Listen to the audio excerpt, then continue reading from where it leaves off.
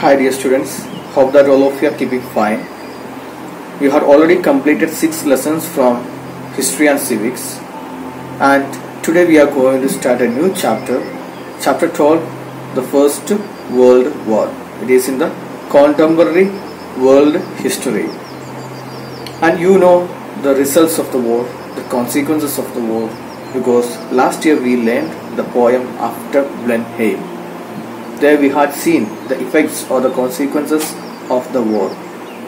Many people lost their lives, the total destruction, the ruins, and the many people displaced during the war. The same thing also happened with the First World War, and it was known as the First World War, and it is considered as one of the major wars in the human history.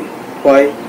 Almost all the countries from Europe participated in it, and many of the Asian countries also participated. And you know the speciality of that time, because most of the Asian countries and the Latin American countries were under British or the European rules, colonial rules. So everywhere they participated in war. That is why it is known as the World War, and the result was the total destruction of the countries, the ruins, and the loss of lives of people. So this was some of the result. So in this chapter we are going to deal with the First World War from 1914 to 1918, and here we will learn about the causes of the war, the events of the war, the end of the war, formation of League of Nations, and the treaties after the war. Before we start our chapter discussion, you may please watch the video attached here. Here in this video, you may get a basic idea about the First World War, the causes, the events, and the consequences of the First World War. We will begin our chapter discussion. The First World War, and now we are going to deal with the causes of the First World War. The first cause, it is militant nationalism. Militant nationalism means it is the extreme patriotism. You know what is the meaning of patriotism. Patriotism, it is the love for one's own country.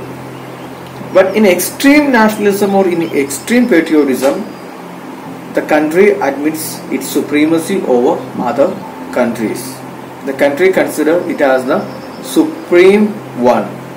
So that is why the extreme nationalism was one of the major causes for the First World War. During that time, in 1914 and 19th century or the 18th century, the extreme nationalism was growing in Europe, in Germany, Italy, and in many of the European countries. For what? To expand their territories. So first of all, in Germany, the ruler, the emperor, the German emperor, Kaiser William II, wanted to make Germany the most powerful country in the world.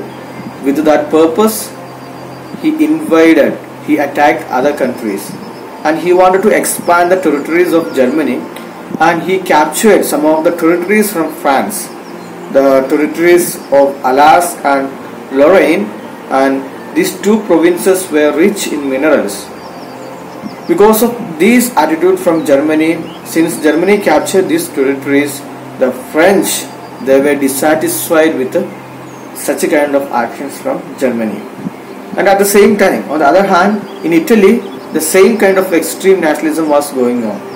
Italy wanted to get back some of the territories from Austria, which were Trentino and Trieste. These two territories Italy wanted to get back from Austria. For that, they started invading Austria.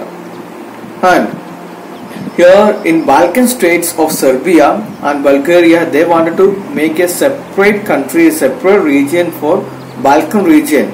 So the Balkan region must be united under the state, and this was known as the Pan-Slav movement. All the powers in the way had been involved in imperial rivalries, and when the rivalries reached the climax, the First World War broke out. So everywhere rivalries was going on between these imperial countries.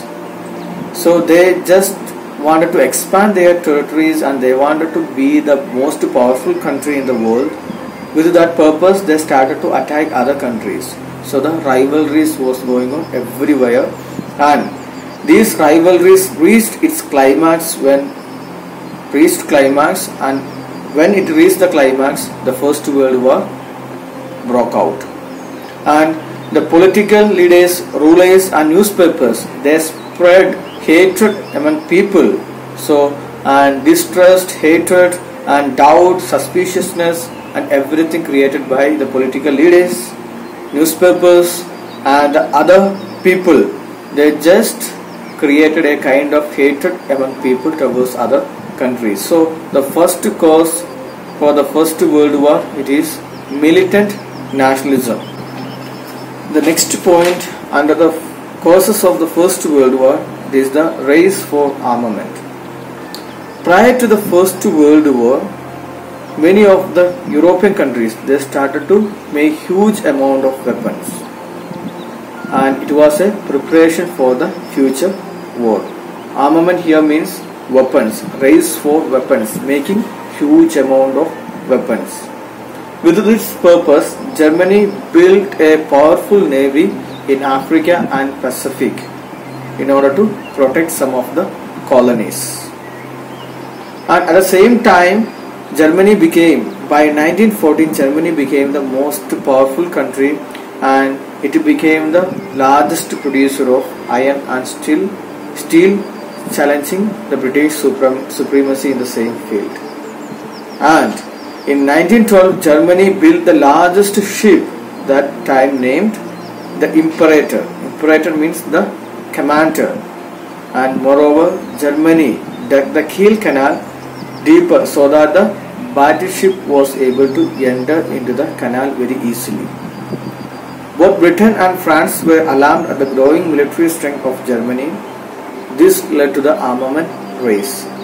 And some of the most important companies of that time, those who were making the weapons, were the Krupps in Germany, Vickers Armstrongs Ltd in England, and Schneider's in France were high profit armament industries. The race for armaments filled the atmosphere with fear and suspicion. So here, this was the second reason for the First World War. Race for armament, race for the weapons. Many countries started to produce huge amount of weapons in order to protect their country and in order to attack other countries. With that purpose, many private companies, they started to produce many weapons, and even in Germany they had built a huge ship and they made the canal very deep in order to move the battleship very fast. So these kind of things led to the First World War. Division of Europe into two rival camps is the third cause for the First World War. So some of the treaties were made during that time, and the European countries, they were divided into two groups. Many of the European countries started to make alliance with other countries. So the aim of this such kind of alliance is that if there is any enemy's attack, provide a mutual help to the country who is in this alliance. So with this aim, by 1879, Germany, Austria and Hungary concluded a treaty for providing mutual help in case of enemy attack. And in 1882, Italy joined with this alliance and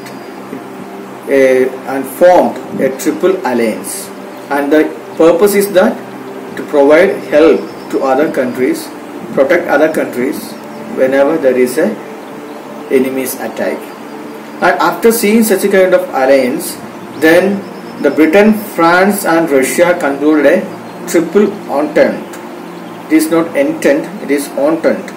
Entente means it is an informal alliance with the other countries. So after seeing the triple alliance of Germany, Hungary, Austria and Italy, the Britain, Russia and France got alarmed and they formed a triple entente, and the aim was to protect each other from the enemy's attack. and they formed this Triple Entente in 1907 and agreed to help each other to check German expansion. So the Europe was divided into two distinct rival camps. On one side there had been Germany, Austria, Hungary, Italy, and Turkey, and on other hand there were Britain, France and Russia. The emergence of two opposing groups led to the First World War. So that is the third reason for the First World War. And Sarajevo crisis is the fourth cause for the First World War, and it is considered as the immediate cause for the First World War. On 28th June 1914, the Austrian Archduke Francis Ferdinand and his wife Sophie had been murdered by a 19-year-old Bosnian named Gavrilo Princip at Sarajevo. It is not Sarajevo, it is Sarajevo. This assassination took place in Sarajevo, the capital of Austrian-occupied Bosnia.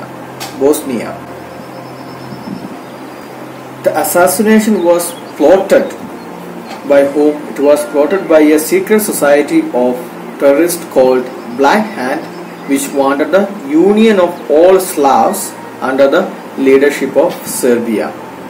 And Austria blamed Serbia for this assassination, and Austria sent an ultimatum to Serbia for handing over all the criminals to Austria. So those who participated, those who plotted the murder of Archduke, so Austria wanted all those criminals, and they sent an ultimatum. Ultimate means the final demand to Serbia for handing over all the criminals to Austria.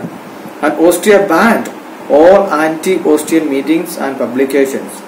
Serbia did not accept those demands, which would mean the loss of her sovereignty. Sovereignty means their supremacy and their power. So here, when Austria blamed and they demanded for the criminals, and Serbia felt it is something against her sovereignty, and they did not accept the ultimatum given by the Austria. So Austria declared war on Serbia on 28 July 1914. So that is why I told it was the immediate cause for the First World War. And Russia defended. Okay, when Austria attacked Serbia, then Russia defended the Serbia or protected Serbia and mobilized her troops or army. So by seeing this one, on 1st August 1940, Germany declared war on Russia on France on 3rd August. So here, that is why I told earlier the treaties were made. Whenever there is an attack from the enemy's side, they were supposed to protect other country from the enemy's attack. That is why when Russia declared war or Russia arranged troops for the war, then immediately Germany declared war on Russia and France. Then Britain declared war on Germany. So that is the connection. That is the connection in that treaty.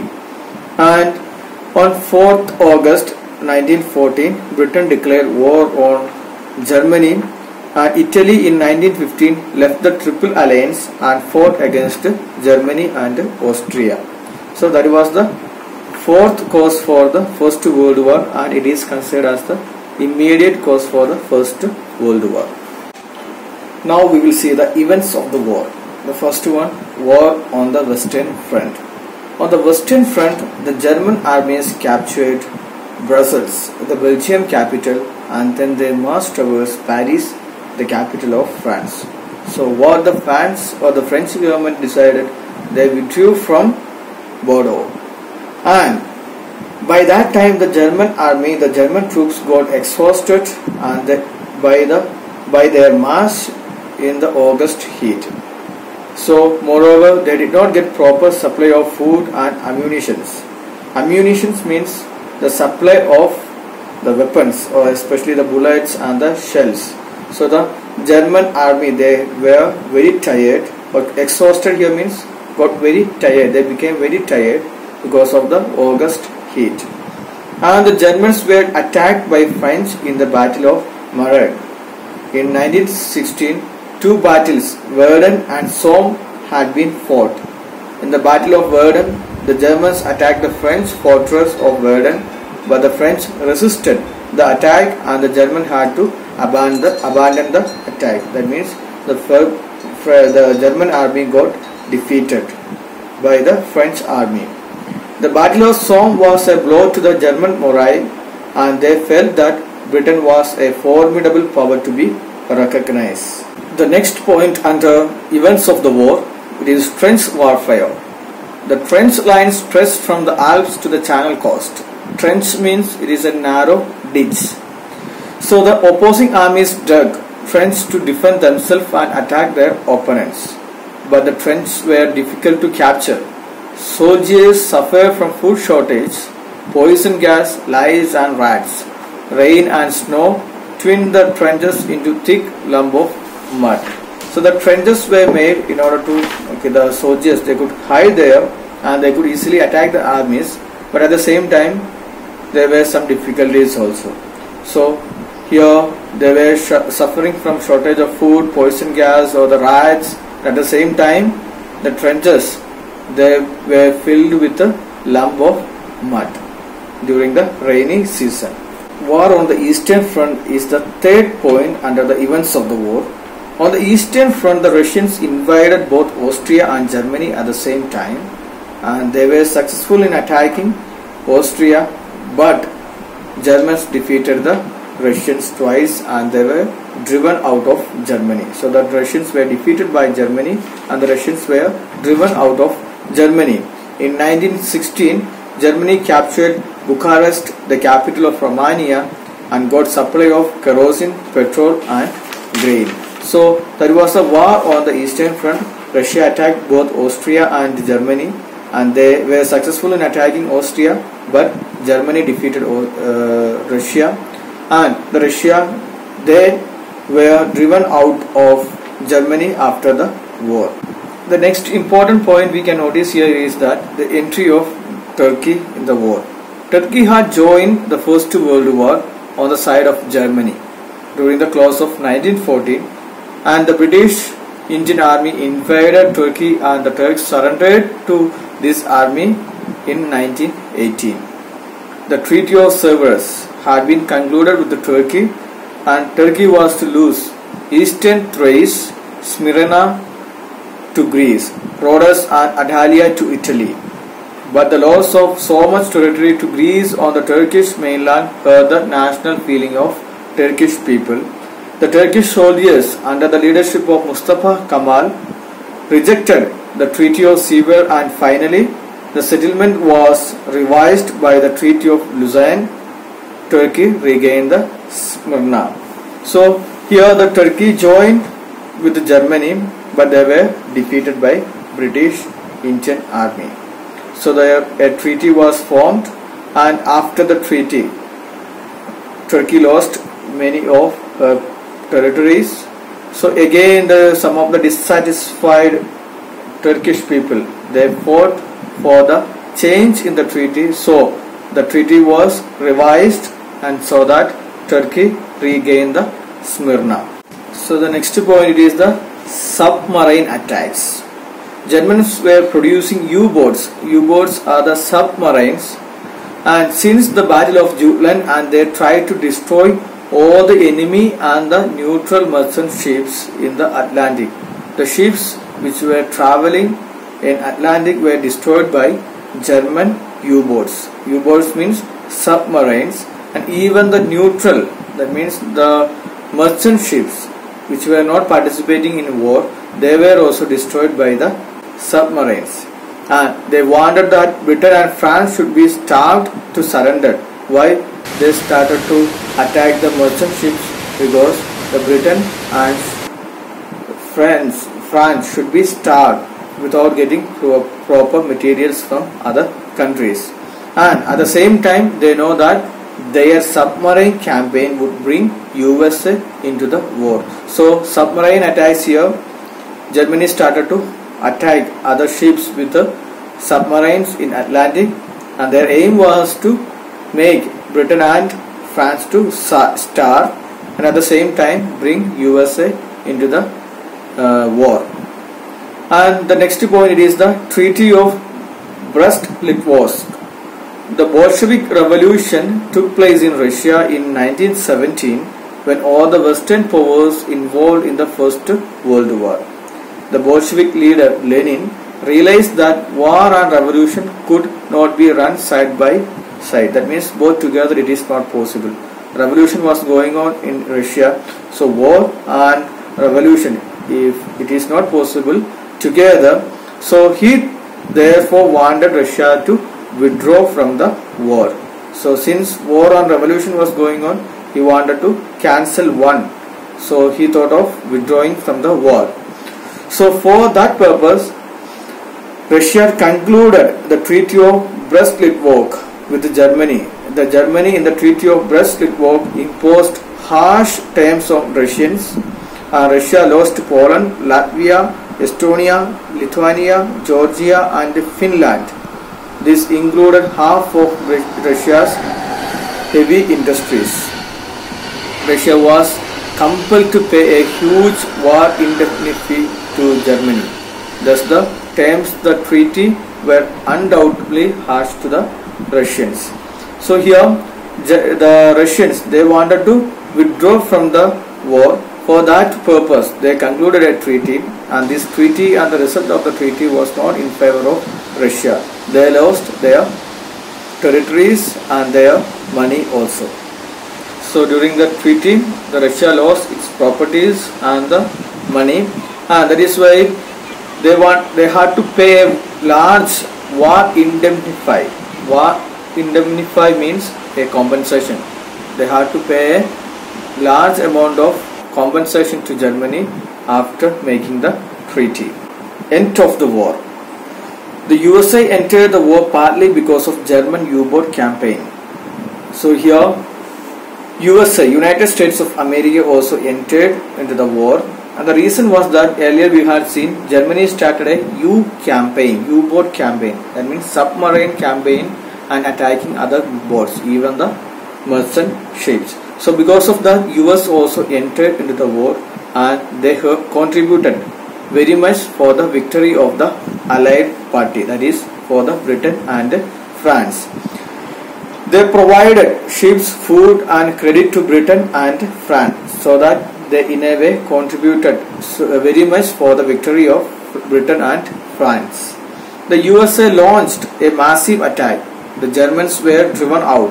Kaiser William II escaped to Netherlands. Germany became a republic, and it signed an armistice on November 1918. Germany became a republic and signed an armistice on November 1918. Armistice means a formal agreement for stopping the war or fighting. So that was the end of the war. USA entered, and they provided enough support for Britain and France, so that the Allied group, French and Britain, they won the First World War, and USA attacked Germany. Because of that, the Germans were driven out, and the ruler, he had to escape to Netherlands, and at the same time the Germany had to sign an armistice. Armistice means, what is the meaning? Armistice, it is the formal agreement for stopping the war or fight. Now we will go through the result of the war or the consequences of the war. The first one, the Treaty of Versailles. The Treaty of Versailles was concluded on 28 June 1919 in the Hall of Mirrors at Versailles in France, and members from 27 countries were participated, but the terms of the treaty had been dictated by the certain eminent persons like the British Prime Minister, the President of America, and the Prime Minister of Italy, and the French Prime Minister. So many representatives were presented there, but only these eminent people, eminent persons, they only form the terms for the agreement or the treaty, and clauses or the terms of the treaty, and we will see what were the terms of the treaty. First of all, Germany alone was declared guilty of war and aggression. He was told to pay a huge amount of $33 billion as war indemnity to the victorious powers. So here Germany declared as the guilty of war and aggression. All the blame was on Germany, and Germany had to pay $33 billion as war indemnity. Indemnity means as a compensation to the victorious powers. And the next time it was, the area of Rhineland was to be demilitarized. That means Germany was not supposed to make that particular area for military purposes. Even the fortifications should be banned there. Germany was not allowed to make fortifications along the river Rhine. All the existing fortifications on the banks of river Rhine had been demolished. The German territory west of the Rhine was to be occupied by the Allied troops for 15 years. That was the second time. And the third one, Germany had to return Alsace-Lorraine to France. Earlier we had seen that under Kaiser II, Germany attacked France and captured the territories of Alsace and Lorraine, which were rich in minerals. Now Germany had to return that land to France. And as a compensation, they had destroyed most of the mineral areas or the coal mines. So as a compensation, the Saar coal fields in Germany would be exploited by France for 15 years. That was the third condition. And fourth one, Germany had to surrender Eupen, Malmedy to Belgium and Memel to Lithuania. Fifth one, Schleswig was taken away from Denmark. The particular area called Schleswig was taken away from Denmark in 1864, and its fate was to be decided by a plebiscite. Plebiscite means a formal voting, direct voting. The northern part voted for incorporation in Denmark, and the central zone voted for Germany. Plebiscite, a direct vote. So the fate of Schleswig was decided by the direct vote of the people, and the northern was voted for the Denmark and the central zone voted for Germany. Poland got back all the territories lost in the war. The German city of Danzig was internationalized in order to provide Poland a port. It was placed as a free city under the supervision of League of Nations. So one of the main cities in Germany, Danzig, it became an international city. That means no countries has got control over that one, and it was under the control of League of Nations, and Poland got back all the territories lost during the time of war. And by making Danzig an international city, Poland got a port.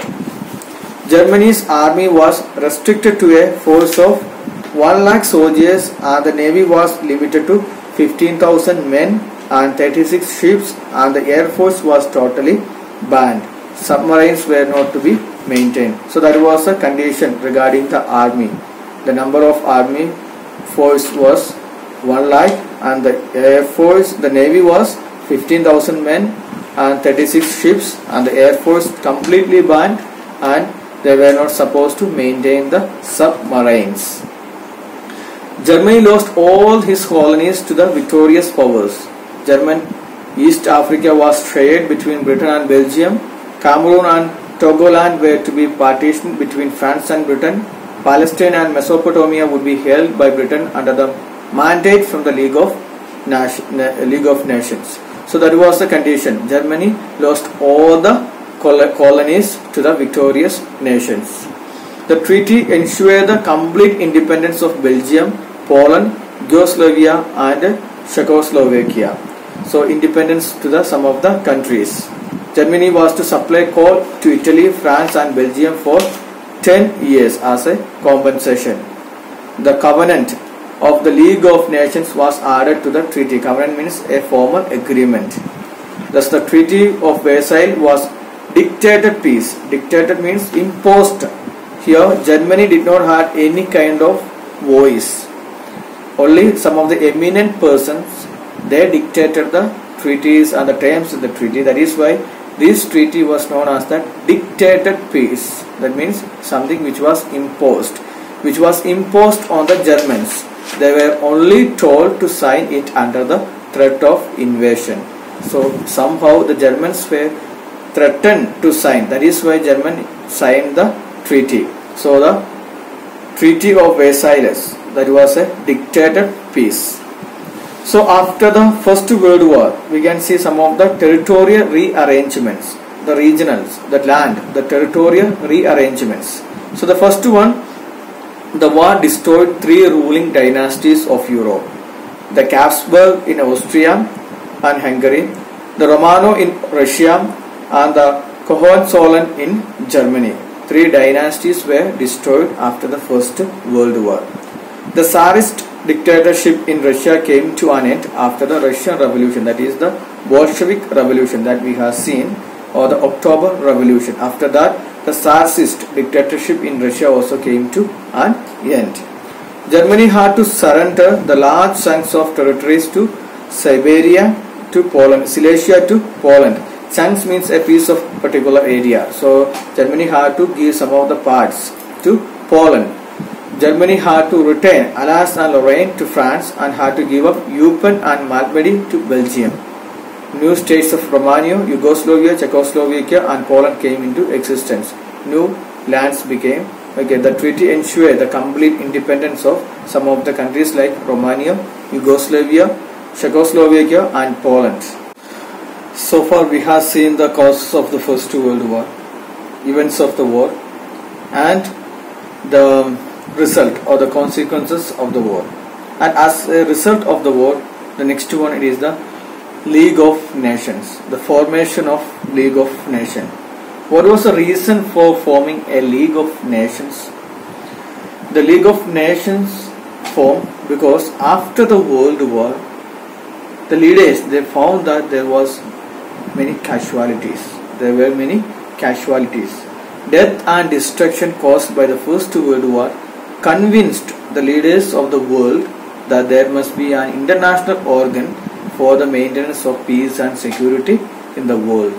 So, as I told in the introduction, the war, the result of the war or the consequences of the war, it is death and total destruction, the ruin. So here, after observing such kind of destruction and ruin, the leaders, they thought of maintaining or forming a organization in order to promote peace and prevent such a kind of war in the world. The American President Sir Woodrow Wilson, 14 points emphasized the creation of an international organ to preserve the peace and to promote the spirit of cooperation. What was the reason for forming an organ? The reason is that in order to promote peace and cooperation among countries. Hence the League of Nations emerged on 10th January 1920 as an international peacekeeping body. Its headquarters was at Geneva in Switzerland. So here, League of Nations, it was formed in 1920 as a peacekeeping body. And now we will see the aim and objectives of the League of Nations. The main aim of the League was to maintain international peace and security. So that is why I told it is a peacekeeping body. So main objective was to maintain international peace and security and to promote international cooperation. The member states should respect each other's sovereignty, and the member states were not to maintain huge armies, dangerous weapons and warships. That was the third condition. Those who are member in League of Nations, they were not supposed to have huge armies or the dangerous weapons, so that all these things were restricted, and they should not resort to war. To not resort to war means not adapt certain actions for the war. That means they are not supposed to go for war, and if there is any kind of disputes, it must be solved within the League of Nations, and they have to seek peaceful solutions from League of Nations. If there is any disputes or clash between countries, they are not supposed to involved in war, but they should seek peaceful solutions from League of Nations. The protection of national international and national minorities. The people, those who are in minority in any countries, okay, their protection was one of the aims of League of Nations. To supervise the working of the mandatory system for promoting human welfare, to solve the social and economic problems and the problems of health. Rather than promoting war or violence, their focus was solving the economic problem and problems of health. And regarding the membership of in the League of Nations, USA, they did not join with the League of Nations. Initially 42 members were there, and Germany was not allowed to join with the League of Nations, but in 1926 they became a member in League of Nations, and Russia became a member in 1934. And organs of the League of Nations: the General Assembly, the Council, the Secretariat, the Permanent Court of International Justice, and there were a number of commissions and committees for the international labor, health, child welfare, economic and financial organization, and women rights. And here the League of Nations, it was a failure actually because of some of the policies and because of some of the membership here in the League of Nations and the disputes among the members within the League of Nations. So League of Nations was a failure, and that was the reason for the Second World War. So why the League failed to maintain peace in the world and to prevent the Second World War? For the following reasons: the rise of dictatorship in Germany, like Hitler. So it was because of it is considered as the failure of League of Nations. The USA decided not to join because USA followed a policy of isolation. That means they were not supposed to stand with any countries. They did not want to involve in any kind of violence or any kind of dispute with other countries. They just followed a policy of isolation to avoid dispute with the other states as well as the signing of treaties. Then the members were not sincere enough. Many of them signed secret treaties and did not resort to collective action. So the League of Nations, they put forward one idea that they were not supposed to make any kind of treaties with any countries or war or anything, but the countries or the members were not that much sincere. They even signed treaties with the other countries. The League did not have any standing army. When a country behaved aggressively, the League of either ignored or defied it. So whenever the countries, the members were behaving in an aggressive manner, they were in dispute, the League of Nations, they just ignored such kind of actions. The League of tried to apply economic sanction. Economic sanction means some kind of economic or financial penalties to the violators for the aggressive countries, but it was not fruitful. It was not a successful one, as the members were not eager about they had to shoulder the economic burden. So the members, they did not agree with the economic sanction because the members, they had to shoulder the economic burden. So the economic sanction here means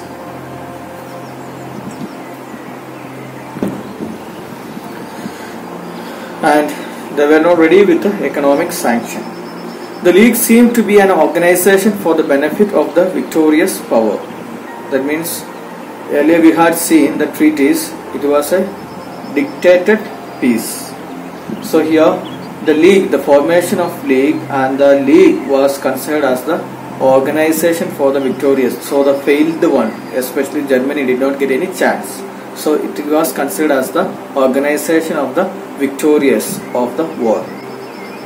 The last point under the League's failure, it is the policy of appeasement followed by Britain and France emboldened the aggressors like Hitler, who flouted the League.